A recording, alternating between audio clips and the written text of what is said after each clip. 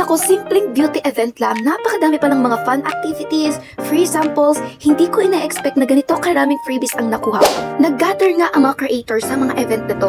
Kahit small creators pala, wina-welcome nila. Basta nasa 1,000 pataas ang followers mo, wina-welcome nila. Super nakaka-excite na umikot dahil napakadami mga fun activities at napakadami nga naka-display ng mga tester products na pwede mong itry.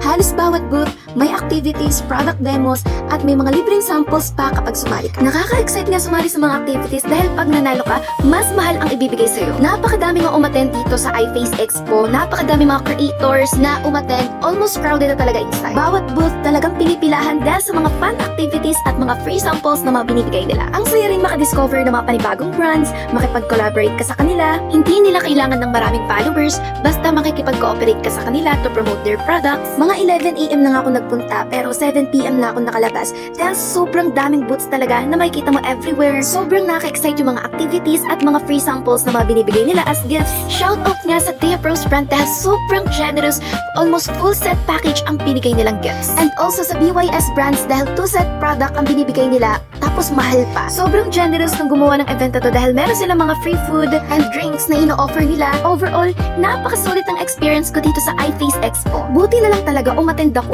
Halos lahat is super worth it. I just got home right now. So much for making this event, iFace Expo, as in, napakadami ko talaga natanggap. Salamat talaga sa mga ganitong klaseng event dahil hindi ko na kailangan bumili pa para mag-promote ng products. Thank you so much for making this event.